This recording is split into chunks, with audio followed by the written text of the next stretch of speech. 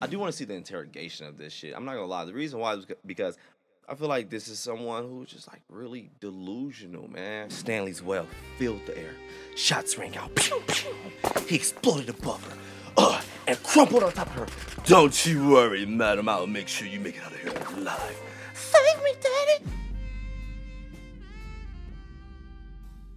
Nancy Brophy was an unsuccessful author, but a very successful killer. Meaning she either got away with the ish or, hey, she got the job done how she really wanted to get it done, whatever.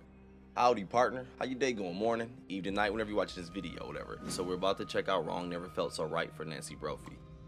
Looking at the thumbnail, I take it either she's really like hopeless romantic or what do you call it? Someone who's a hopeless romantic? I don't know what it's called, whatever, because I'm obviously fucking not.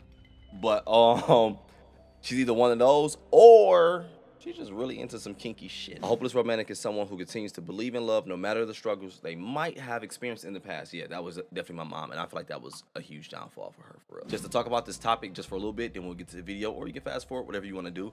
Wrong Never Felt So Right. The thing about that is it's really scary, at least for me. I don't know about your experience, is how true that actually is. Like, you do not know how many situations I've been in where I was like, yo, I know this shit is wrong, but it feels so right, because you start to justify and get like, the reason why I'm doing it is just because, well, I got to do this or do that, or I got a better XYZ, or I'm gonna make this better. Yeah, but either way, go to that's enough talking. I'm about to check out the video. If you want to check out the original video, link will be in the description below. Let's go.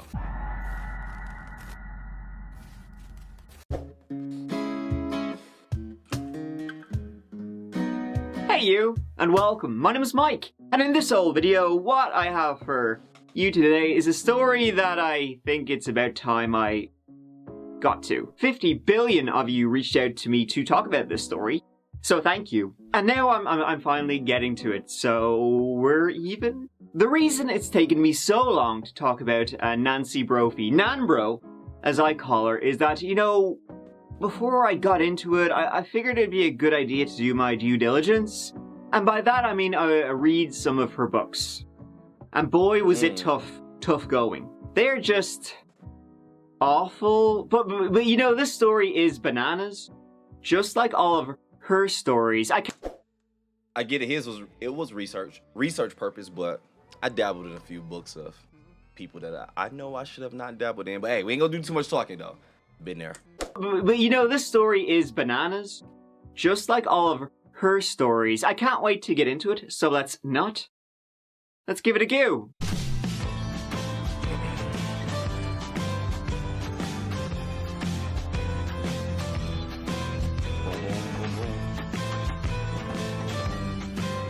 This story is a doozy. It's about an author, and if it was fictitious, in a bookstore it would be in the comedy section. They always say, you know, you can't write this stuff. You can't make it up. They're right. But what you can write about is Portland. As Nancy loved to do, it's a setting in multiple stories. And it's the setting of this one. Specifically downtown Portland, city center. Among the buzz and hullabaloo of the boutiques, shops and restaurants, you'll find where your chef may have come from if you're eating in downtown Portland. That is the Oregon Culinary Institute. Wee wee. It's on the western side of town, just as things start to get hilly, and it's where, when you'd be running through the Pacific Rain to class, you would learn to cook. It was a private college. Really off topic, but yo, I always wanted to try the freaking seafood from Maine. Yo, I always hear the best stories about the seafood. The western side of town, just as things start to get hilly, and it's where, when you'd be running through the Pacific Rain to class, you would learn to cook. It was a private college where you might learn to plate a salad, sear a cod, and all the other cooking. Well, run a restaurant and whatnot. When I'm not burning toast, it's Hell's Kitchen, Bourdain's Kitchen Confidential. I know nothing about cooking. It looks great though. Unfortunately, the Oregon Culinary Institute did not survive the COVID. The pandemic shut it down permanently. It had to lay off 131 staff in July 2020. So it probably wasn't doing too like we're about great to have another anyway. damn shutdown. And it shows no signs of opening back up. But at the time, it's not only where you could learn to cook, it's where you could go to eat.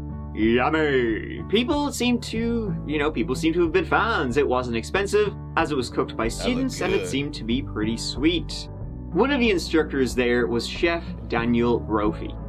He was good. He was a well-liked, popular instructor. A native Oregonian, he'd been working at the Oregon Culinary Institute for over 10 years. He'd been there since the very beginning. My name is Daniel Brophy. I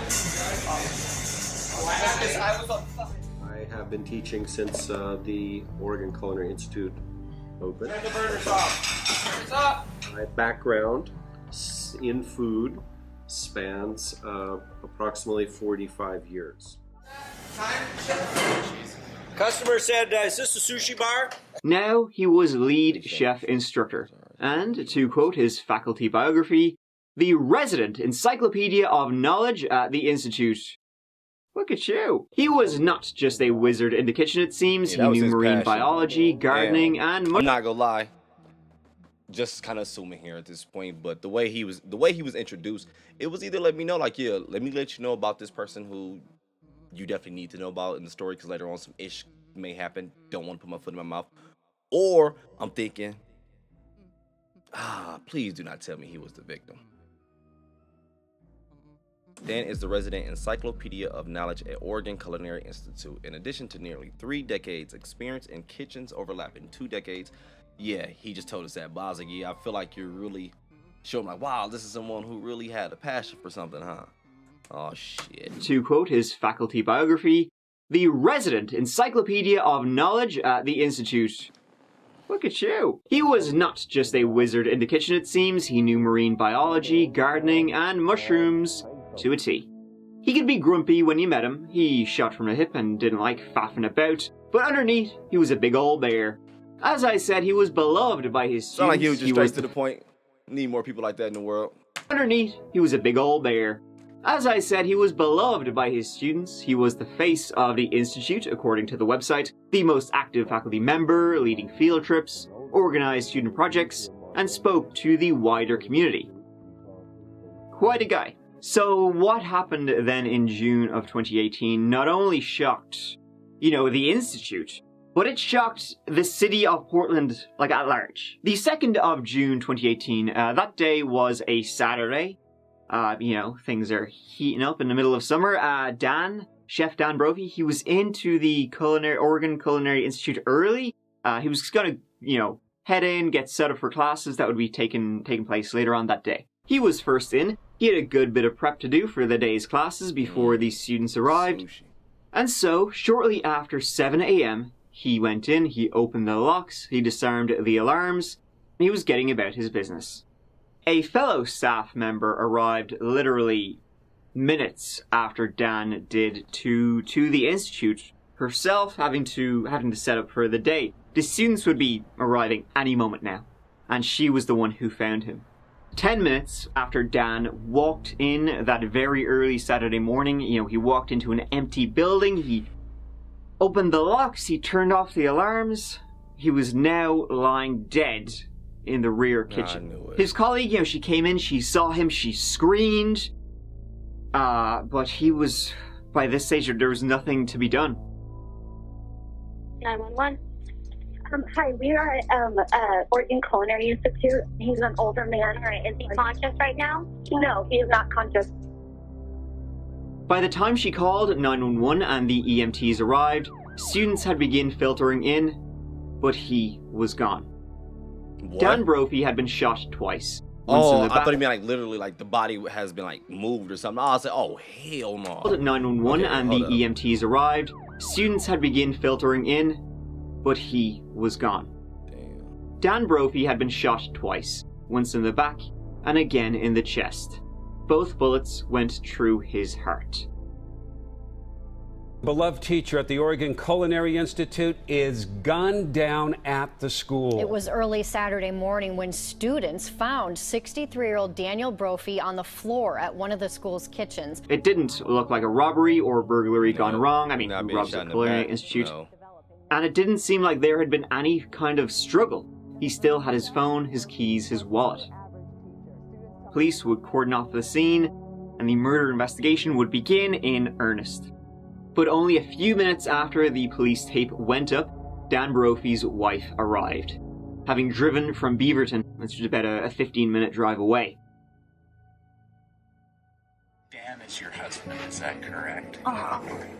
So, I just want to let you know that we believe it's Dan that's been killed. Okay? Yeah, I kind of got that when everybody gave me the sad sack look. Yeah. All I could think about is, oh my God. Yeah, take one step at a time, okay? I know. I'm sorry. Just take it slow, and you know, there's nothing you can, just not a lot of things you can do right now. Your mind's going a million miles per hour. You want to Here's pause. the terrible thing. Okay? Even if you find who shot him, he's not going to bring him back. And I want him back. That's the part I want. I don't care about who shot him. I just want him back. I don't want him dead.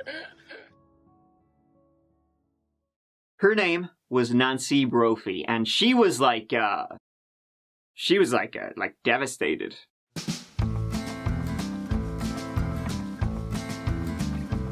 Dan and Nancy had been married for 19 years. On the day of his death, Dan was 63 years old, Nancy Brophy, Nan Bro, 68 years old.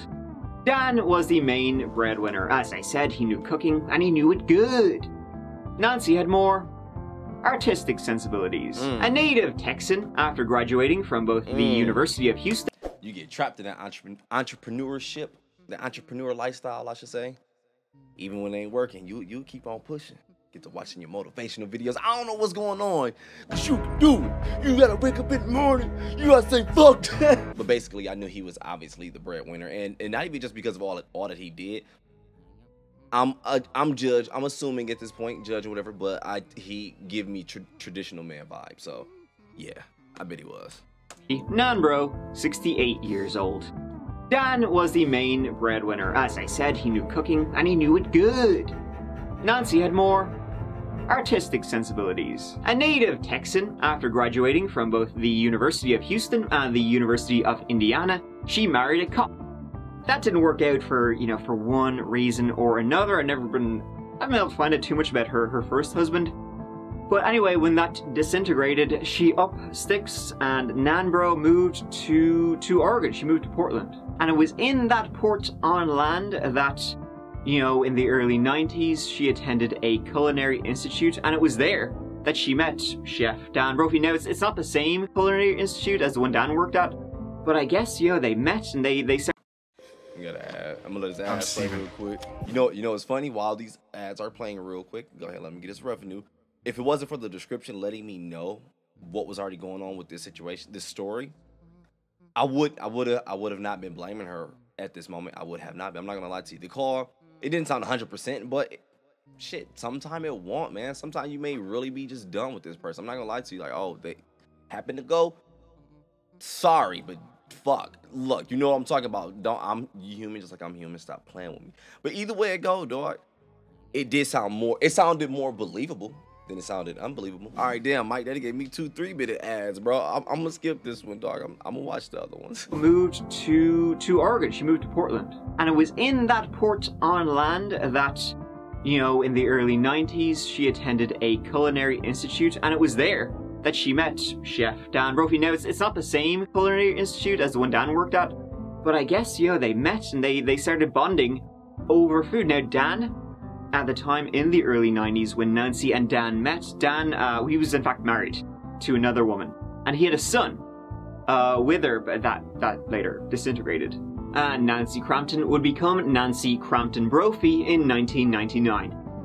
While Dan cooked, Nancy ran a catering company, though that too would flitter out.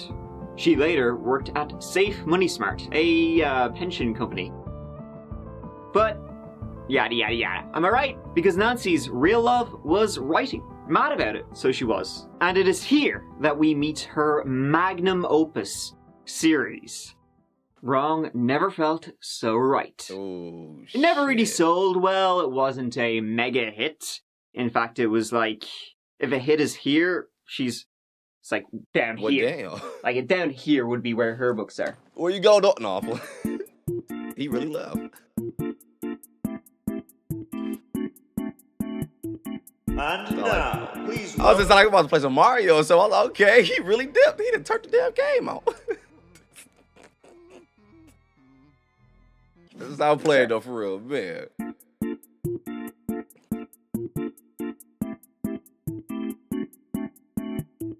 And now, please welcome the newest feature on that chapter. A new reoccurring feature called Mike's Power Hour, where Mike reviews the extended works of one Nancy Hot Dog Brophy. I say an hour, but I'm not gonna lie, because I was a little curious about the books. So I take it he's gonna go over it, which I should have expected though, but he can go over it. I got hella excited. Calm down. He can go over one of the books basically. Calm down. Extended works of one Nancy Hot Dog Brophy. I say an hour, but it'll really be as long as I decide it'll be when I'm editing this. Probably a few minutes, to be honest. So I was unfortunate enough to subject myself to Nancy's What a hell on the heart. Ooh. I'm not gonna buy shit from dog, don't worry. The wrong lover, the wrong cop, oh, the wrong hero. See, cause you could think people be a hero the whole time. They have an agenda though. The topics are good. I give her that. Before I know she's a killer, right now I don't know that shit, but so far the topics are good. Shit. The wrong seal. Okay, now I see where this shit going. The wrong husband. Look, you just might be the wrong wife. What the fuck?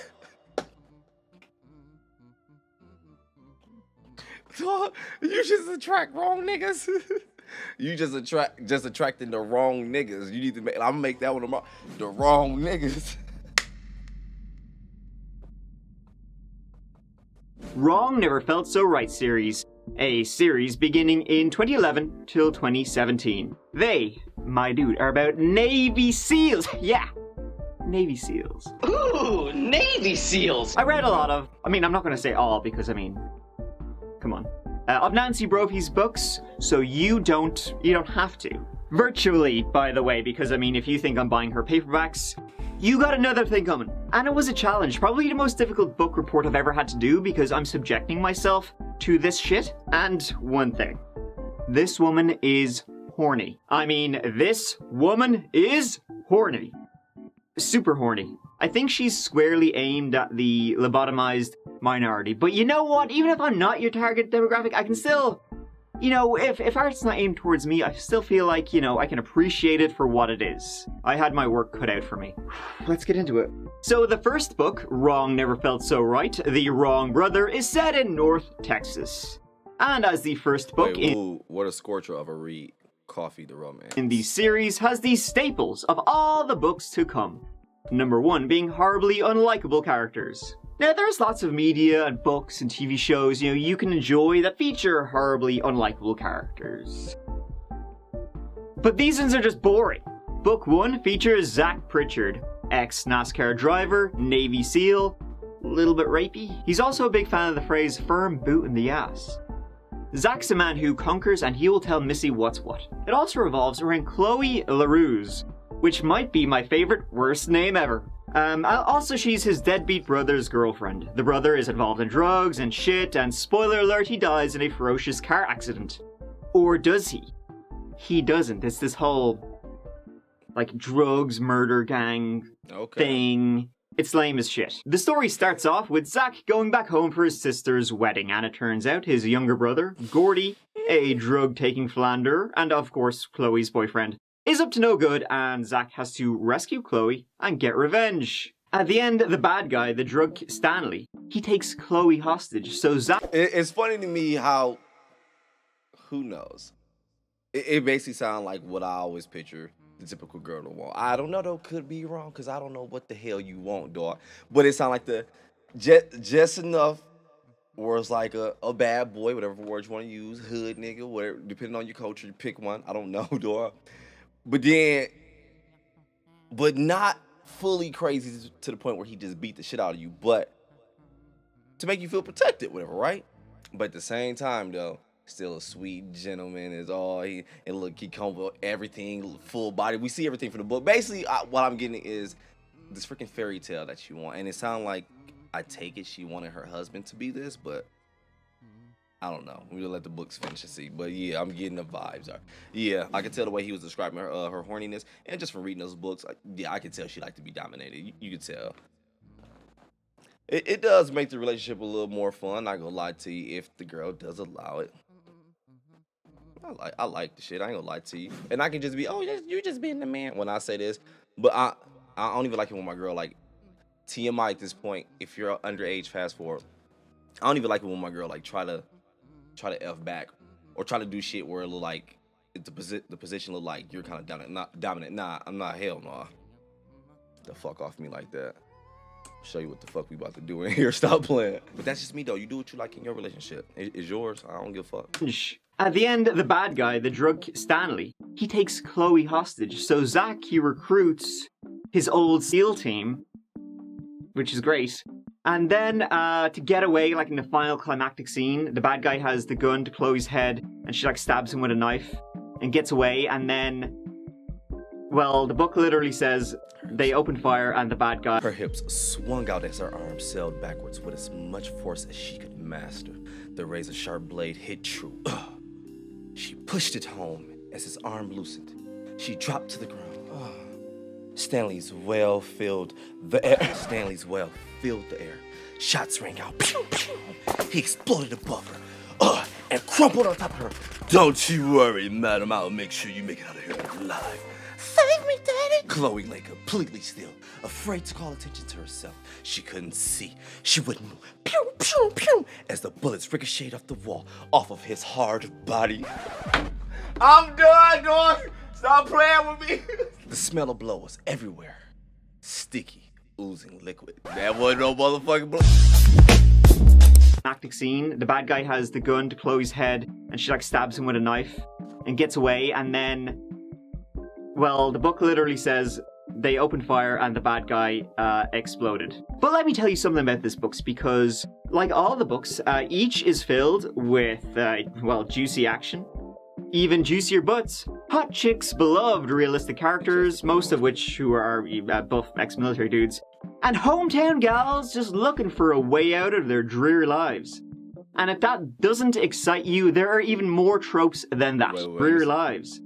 And if that doesn't excite you, there are even more tropes than that. If these were made into movies, which I hope they are, they wouldn't be straight to DVD, they'd be straight to the trash can. These books were written by someone who either knows nothing about writing, or is either ignorant of, or willfully ignoring the concept of something interesting.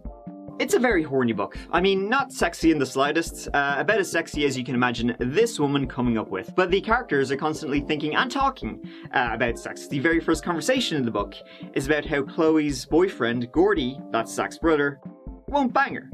Then it's Zach and Chloe staring at each other's boobs and butts respectively. One time they bang, this is Chloe and Zach, and in the middle she literally faints. The whole book is basically just written as erotically faints.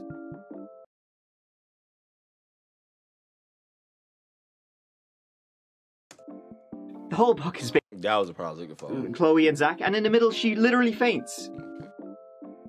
The whole book is basically just I passed written out. As she literally faints.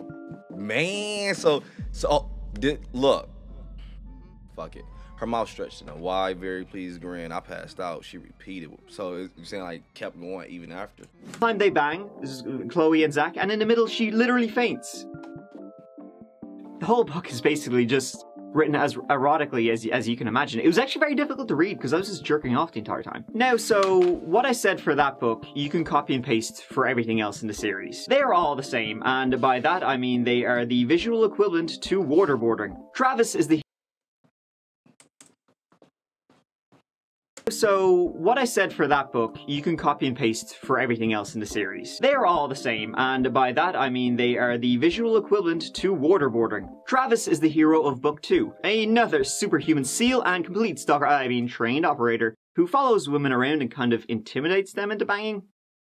It's weird. Portland is the setting. Nancy's hometown features in a few of her stories. This one begins with a whodunit. Here's some gems. He was a SEAL, a competent, intense warrior who protected the weak and disenfranchised, armed with an inherent hatred of those who picked on women and children. Clever women worried him because their agenda wasn't readily apparent. Her home was an old or two-story duplex with a wide porch. Whoever said location, location, location had this in mind. This was her first experience seeing a handgun in action, making him the sexiest man she'd ever seen. Book 2 features Abigail, that's Nancy's self-insert character, a thriller writer. Other than that, the characters in all the books are more or less the exact same, just insert different details. But they're the exact same. Book 3, though, was a complete turn for Nancy, as she told the exact same story again. Book 4 features Austin and Nicole, who board the Costa Concordia, making the crash. The 4 features... This is a vacation and we are going to have a fabulous time. Meaning no matter what happened, we gonna enjoy this shit. Shit. Austin and Nicole, who board the Costa Concordia, making the crash the second biggest disaster involving that cruise ship. Or Book 5, where Nancy... checks notes. Ran out of names, because meet Sam. Sam Samson, who was, guess what, a former Navy SEAL. Basically, yeah, I think you get the gist of it. They're fucking funny. If you can get pick them for cheap, do read them, but that's enough of that. It's boring, who cares? Let's get back to Nancy, who thought she was in Wrong Never Felt So Right, Book 6. So, I just finished Book 5, that's The Wrong... Nigga, I thought this was an ad. So, I just finished Book 5, that's The Wrong Seal, and whoa boy! I think Sam might be my favorite character. He's a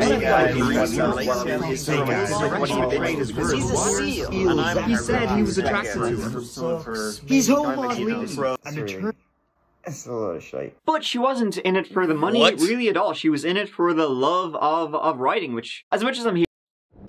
Yeah, it definitely sounded like she really was. Like, that's what she wanted to do, or she really or she really wanted to manifest this, but I'm gonna let this ad play real quick. In it for the money, really at all. She was in it for the love of writing, which, as much as I'm here, you know, taking the piss and just joking around, you can't fault that. She had her own website, nancybrophyauthor.com. Still there today. Writers are liars. I don't remember who said that, but it's not true. Wink wink. In writing fiction, you dig deep and unearth portions of your own life that you've long forgotten or had purposely buried deep. Granted, sometimes it is smarter to change the ending.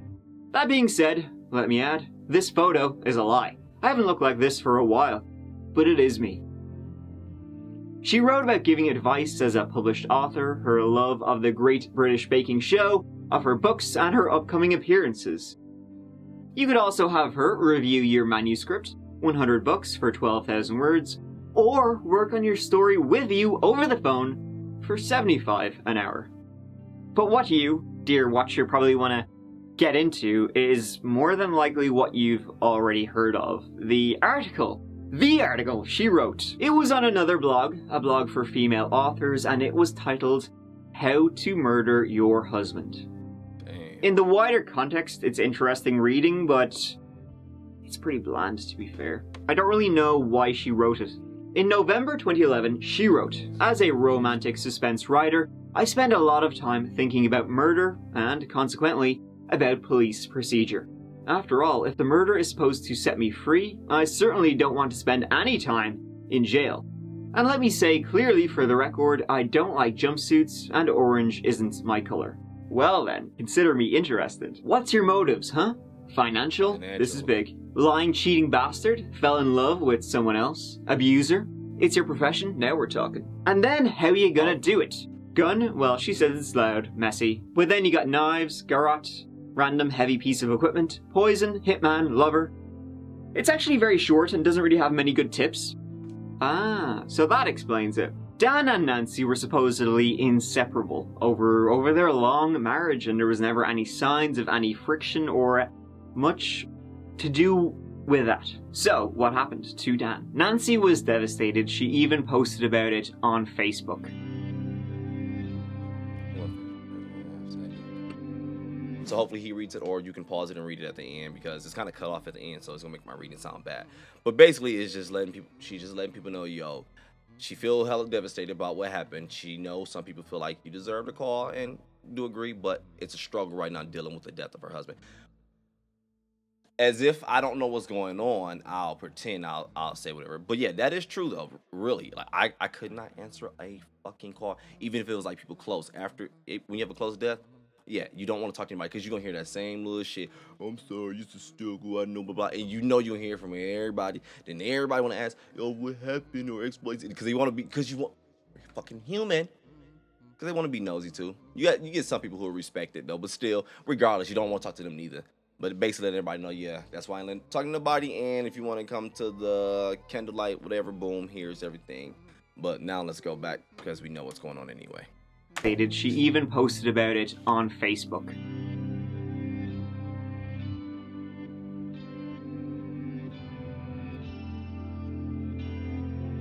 Had a heart of gold, and everybody here knows that. He was really a special human being. That's why we're all here. Rest in peace, They Dan. gathered outside the Oregon Culinary Institute for the man they called Chef Brophy. Co-workers, students, friends, and family. Daniel Brophy touched all of them. Students who had arrived to a crime scene were devastated. Their beloved instructor, gone. There was a vigil, Nancy was there, but an investigation needed to begin. And it did. No one could think of any suspects from the get-go. It was difficult to wrap your noodle around, and weeks went by as the detectives trudged through what they could. Nancy was going through hell. She spoke of moving. She couldn't bear to be in that house anymore. Someone had followed Dan into that back kitchen, Kitchen 1, and murdered him that morning. Followed him in after the locks were open, the alarm was off, and no one else was around. Then, as Dan was getting ready, he was filling buckets for ice and for coffee for the students. Someone came into that kitchen, they shot him in the back, and then when he fell down, as he was lying on the ground, they shot him again, executing him.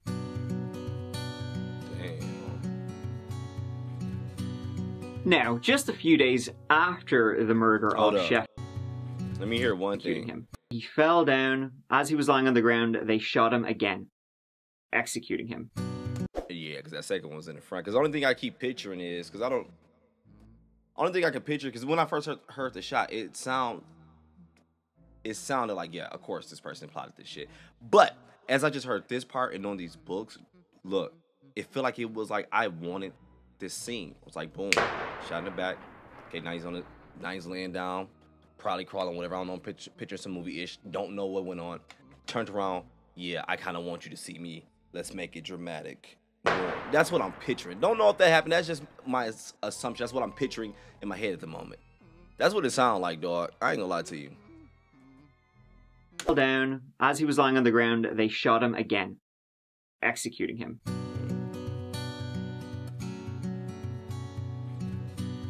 Now, just a few days after the murder of Chef Dan Brophy, 3 days to be precise, Nancy Brophy called the lead detective, and she was asking for something very specific. She was like, here, come on, help me out. I need a letter from you, an official police letter that I can give to the insurance companies, saying that I'm officially not a suspect. She was looking for the good stuff. She told the police her husband had $40,000 on his policy. Not gonna lie to you. Not even gonna lie to you. We know what's going on, but not, like I said, for right now, I'm gonna just speak about this situation in general, just because we already know what's going on. But either way it go though. All right, boom. So my mom passed. 3 days go by, whatever. I'm not gonna lie. If there's insurance on the line, I want the money. Yeah, get the shit squared away. I'm not. Of course I'm grieving. Of course I'm more like I'm hella upset. I'm crying and everything. But yo, shit, it hurts. But life goes on. If they left this for me, then give me what the hell they left me. Now, just a few days after the murder of Chef Dan Brophy, 3 days to be precise, Nancy Brophy called the lead but we know detective, the motive, and she was asking for something very specific. She was like, here, come on, help me out. I need a letter from you, an official police letter that I can give to the insurance companies, saying that I'm officially not a suspect. She was looking for the good stuff. She told the police her husband had $40,000 on his policy. I don't want to be the stupid question of the day, but I think I need to be the stupid question of the day. So my insurance company said, just have the detective write a letter that you're no longer a suspect. And I said, man, I just don't know that he's there. And I'm not sure that he looks at it that way. But if you do, I'd get you to write the letter. Why would you need that? because they don't want to pay if it turns out that I secretly slipped down to the school and shot my husband. We never would do something like that. I've never heard of that being done. This is such a stupid little policy. I can't believe they're making me jump through the hoops like this. This is only $40,000. And as my... Woo! Try to make it seem like it's nothing so far. Like, yeah, I'm gonna go ahead and minimize that little problem real quick. It's only 40 racks. Shit. Or maybe she's not belittling it. Maybe that really is chump change. But and also this operator said he's never heard of that. So did her insurance company not say that, but she just trying to get that to clear her name a little more fast? I don't know. Yo, this is freaking trippy, dude. Shot my husband. Well, we never would do something like that. I've never heard of that being done. This is such a stupid little policy. I can't believe they're making me jump through the hoops like this. This is only $40,000. And as my sister said, you know, usually when they do that, it's for millions. And I said, yeah, we weren't insured for millions. What she didn't tell the police was that he had more than one policy, adding up to about $800,000. Now, the police had not named anyone as a suspect in... What? I didn't know we had that much. I was just trying to get 40. Oh, wow. $100,000. Now, the police had not named anyone as a suspect in the murder of Dan Brophy. It had only been like 3 days after. But if they haven't named anyone and it's this early, everyone is a suspect. And then when the detectives found the How to Murder Your Husband blog post, they wondered. They searched Nancy's house to dot the T's and cross the X's, or whatever. This is something we see again and again and again, and it's like when you think something's gone, it's really not. Dan was determined to have been murdered with a Glock handgun, and Nancy told the police she had a Glock handgun. Her and Dan had bought it not long before, but it hadn't been used. Never been used. Kinda sorta. The police learned that Nancy had been busy. She had been going around to various gun stores in the area and buying different parts of a Glock handgun, and then swapping them out so that it wouldn't be traceable. If she fired bullets, she could just swap the barrel, and you couldn't tell it had been used.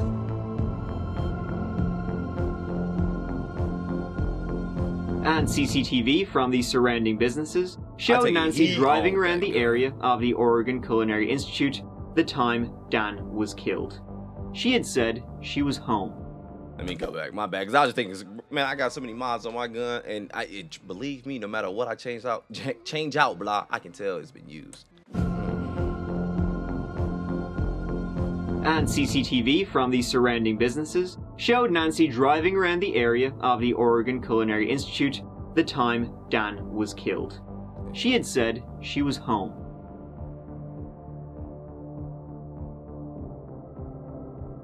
I find it is easier to wish people dead than to actually kill them. I don't want to worry about blood and brains splattered on my walls.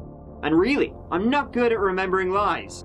But the thing I know about murder is that every one of us have it in him or her when pushed far enough. I believe that. Yes, Nancy. I do. I ain't gonna lie to you. We are learning more about why police believe a local mystery writer shot and killed her husband last summer. When she was arrested, she told officers, "You're arresting me? You must think I murdered my husband." What? Detectives later found this bookmark page on the couple's iPhone account titled 10 Ways to Cover Up a Murder. In it, a suggestion that the best time to commit a crime is in the very early hours of the day when most people are asleep. Also, they found this essay Brophy wrote titled How to Murder Your Husband. Nancy Brophy was arrested in September 2018. Over 3.5 years later, in April 2022, she went on. This is selfish in so many ways, because not only mentally in your art world, your dream world, whatever, that you're living a whole nother life with a whole nother person. You're not trying to better the person that you would. Like, yeah, I'm gonna create this amazing life for us, whatever. Nah, I'm trying to make a new life, whatever. At least from the art side, from the imagination, whatever, right? Boom, all right. So then when it comes to the other side, on the husband, whole time, could be wrong, don't know. I know when we watch these stories, we always, even though this person is gone, rest in peace, we're going to look at this person like, oh, they did nothing wrong. They were amazing people. They were the best person for this person. That may not be the case. So I'm just speaking in general at this point. All right. But the whole time it's like, yo, I'm working and I got all these multiple insurance, whatever shit, because I believe, yo, I gotta take care of my family. I gotta make sure when we retire, we're freaking good. So I'm working and creating, and I'm living in reality, getting all stuff done, boom, boom, boom, boom, making sure that we're gonna be good when we get to that age. It's like, all right, I'm freaking done. But it's like, nah, over here, it's a hot girl summer. Stop playing. I do want to see the interrogation of this shit. I'm not gonna lie. The reason why is because I feel like this is someone who's just like really delusional, man. People are asleep. Also, they found this essay Brophy wrote titled How to Murder Your Husband. Nancy Brophy was arrested in September 2018. Over 3.5 years later, in April 2022, she went on trial. They had the gun, they had the footage, they had the lies, they had the life insurance policies. Oh, they got footage? Oh, my bad, I missed that part, unless he about to just now get into it. Over 3.5 years later, in April 2022, she went on trial. They had the gun, they had the footage, they had the lies, they had the life insurance policies. Nancy, I believe she had begun to fall in love with her own creations. She wanted the excitement that she wrote about. She wanted the money. She wanted to move somewhere exotic. Dan, not so much. He wasn't too keen on that. So, well, if she wanted to move somewhere exotic and she wanted the money, she couldn't have Dan. So Dan had to go. And she was thinking to herself, well, rest in peace, Dan. I write about this sort of shit all the time. I'll be able to figure it out. While Dan Brophy was alive, Nancy Brophy had a great listener, a wonderful lover, a consummate chef, and an entertaining travel partner. Most of all, she had an all-around best friend.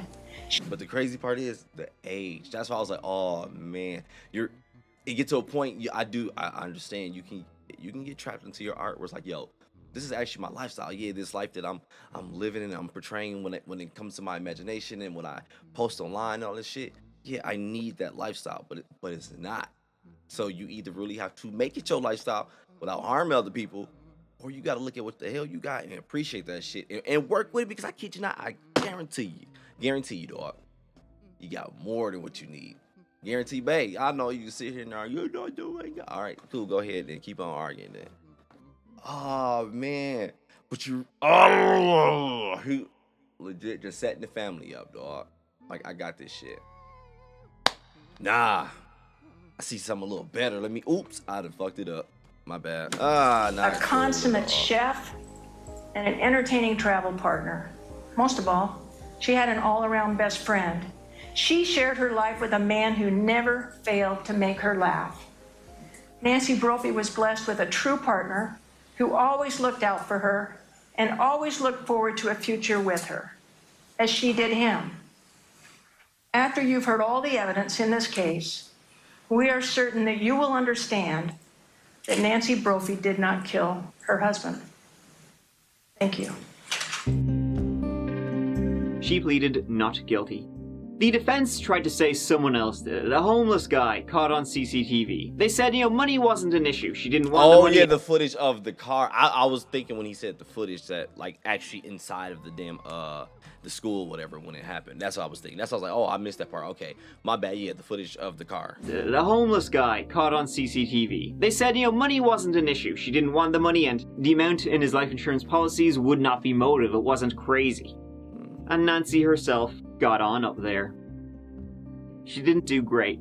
My name is Nancy Crampton Brophy. That's NancyCramptonBrophy. Okay, and I have a real problem with this, and I have to apologize to you, because what I do is I reconstruct based upon what I know would have happened, not what actually happened. So allow me to apologize for the fact that I am misleading you here, and that was not intentional. She said any clues that pointed to her, the fact that she built her own gun. Well, come on guys, that was research for a book. And so now you're a gun collector? No. Now I have a piece of writing information research. You said you didn't take any steps to try to build this gun. I did not. You research everything to maybe come up with 6 sentences in a book that will make the book more realistic. So yeah, I do tons of research. You do a lot of research. I do. What I can tell you is, it was for writing. It was not. That always scares me. I'm not gonna lie. People who are writers, though, in general, y'all do scare me because mentally, ooh, y'all be on a whole nother level. Like and that's just from what I hear about and people talk about. Like, yo, y'all shit seem a little dark sometimes. And I know movies do portray y'all that way a lot of times. Well, who knows? It may not even be that way. Either way it go, it scares me. You can correct my ignorance wherever you feel. But either way it go, though, just getting like trapped into like your imagination like that. I always wonder if one day I'll go like that with YouTube to the point where it's like I just live and breathe this shit. Because right now she is legit talking as if she's prepping a book or getting ready to read this book to you. I always wonder if I'll get to the point, and I don't think I would though, because I don't let shit grab me like that. If I get to the point where it's like, yo, I am so in love with this that when I'm out in public with friends and everybody, I speak this, I talk this is all it is. People hate talking to me because that's all it's about. Blah, say this, YouTube, this, blah, blah, blah, or I do this. Like, no. And when I'm in that mode and I got to give this YouTube personality to get these views, then I do that. After that, I'm chilling. Book that will make the book more realistic. So yeah, I do tons of research. You do a lot of research. I do. What I can tell you is, it was for writing. It was not to, as you would have it, murder my husband. To be fair, I would say my own search history is worrisome. When I'm glad he said that. Let me tell you something. I said it on two of my videos. I was like, yo, I hate my search history because of the type of videos we watch. I be googling this shit, and I sometimes do it on camera with you. I'm like, oh, let me see what that is. Boom, let me see what that is. Oh man, oh that sounds bad. It's to the point now when I search I'll at the end of it I'll put like parentheses for YouTube. Boom, and then I'll search it because Google's still gonna find what I need. It's gonna look for those first beginning characters anyway. I agree with that. I would say my own search history is calm down. Worrisome. When I have to look up stuff I do for videos, so. What about her being on camera when she said some of the shit I just be curious about, I ain't gonna lie to you. When I have to look up stuff I do for videos, so. What about her being on camera when she said she was home? Oh dear, yeah, she said, I forgot I did drive to get a Starbucks. You do agree that that is you at this point, right? You know, I do. That's what I was doing. Was driving around. I do is basically how she said it. Point, right? You know, I do. That's what I was doing. Was driving around writing. I testified to that yesterday, that I would find a place to park and I'd jot down ideas. But there's no charge for Starbucks on the morning of June 2nd. Yes, but if you go through my bank records, you will see there's no charge for Starbucks a lot of days when I know that I had coffee. You know, if I had cash, I could have paid cash. But if you go through my bank records, you will see there's no charge for Starbucks a lot of days when I know that I had coffee. You know, if I had cash, I could have paid cash. Keep in mind that I don't have my purse with me because I'm not carrying a purse. I'm not wearing a bra, so I don't have a credit card with me. I don't have my phone with me, so I would have had cash and just given it to him. She didn't do any better when she said things like this. That's your version of what happened. That is not my version. The only thing I know for sure is I did not kill Dan. And I have no problem with that. I know I didn't kill Dan with the gun that was put together, the gun that wasn't put together, or the slide that we can't find. I think your case is held together with, real frankly, Band-Aids. You know. Anything else you want to add to that? No, I think I'm done. Probably. She belittles a lot of people, I can tell. You know. Anything else you want to add to that? No, I think I'm done. Probably more than I want to be. Isn't it possible? I did not shoot my husband, and I don't know even how to defend myself against the truth, you know. Trying to defend herself from the truth, that's a good one. I thought I was gonna hurt that shit, but all right, go back. I did too much stopping. My video anyway. My husband, and I don't know even how to defend myself against the truth. It is hard, believe me. Trying to defend herself from the truth. I don't know how my mama used to know. Sorry. Gee, that mother cracking up. Says, we, the jury, duly impaneled and sworn in the above entitled cause, do find our verdicts upon the counts submitted to us as follows. Count 1, murder in the second degree, guilty. And then with regards to the two questions, the state alleging that during the commission of this felony, the defendant caused or threatened the use of a firearm, the answer is yes. Nancy Brophy was found guilty of second-degree murder and sentenced to life in prison. Mrs. Brophy, if you can rise for sentencing. It's sad overall because it's like I just keep thinking of the age. It's like not even being funny. It's like it's not that much life remaining. Like why mess up the end? Like you know what? At this point, I'm gonna just accept what it is. I keep writing my books, having fun, doing what I do, but I gotta start living in this shit, man. Mrs. Brophy, if you can rise for sentencing. In Oregon, for the crime of murder in the second degree, the sentence is a life sentence. I'll order that you be considered for parole after 25 years. She's currently 72. I can tell the judge, he even sound like he don't want to do it. It really did not have to happen.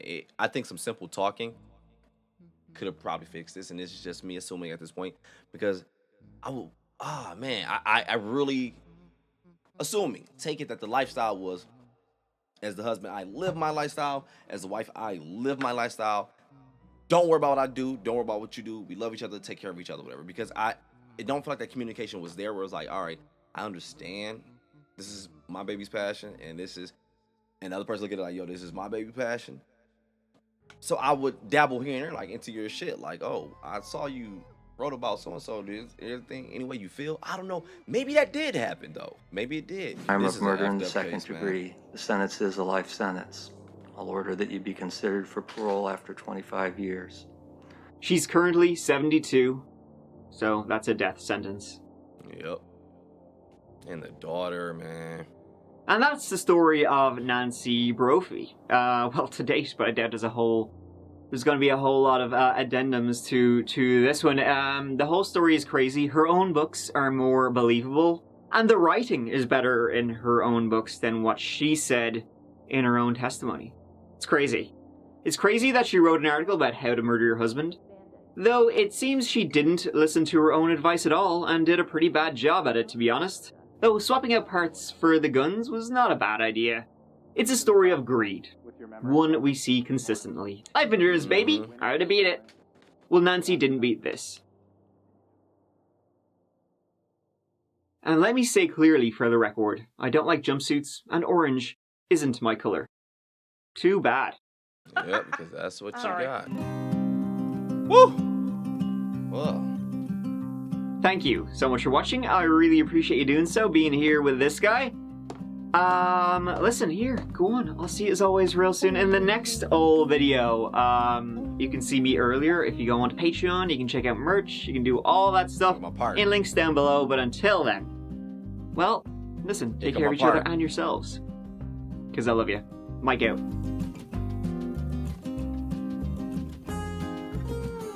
That wasn't greed. That was selfishness. But it's just the money was needed for that. What the hell is that? 30 scary videos children cannot watch. Well, I can't watch that. But Pete, I'm about to go ahead and get up out of here. Enjoy my day. You do the same thing. Enjoy your day, evening, morning, night, whenever you're watching this video. It's definitely rest in peace, Dan. The whole time I just keep picturing like, man, the whole time he's just living in, doing the right things, support my family, do what I gotta do, woo, woo, woo. Whole time don't even know what's going on. And the enemy, now, damn. You know how crazy how simple quotes become real fucking powerful as you get older, but you're sleeping with the enemy. Like, shit, that's it. If you'd have told me that quote like 5 years ago, I'm like, that shit whack. I know some good ones, but damn. Look, y'all know I love quotes, so chill out. I ain't one of the ones who just post them every day. You gotta believe your heart and I don't do them every day, but I love them. But what does this one mean? Never trust a sleeping dog. I ain't never heard of that one. But either way, guys, I was looking up to see the meaning behind it, sleeping with the enemy quote, whatever. But I just remember hearing it from somewhere, probably some old head, I don't know. But yo, if you enjoyed the video, dog, go ahead and click that like button. I'm out. Enjoy your day, morning, evening, night.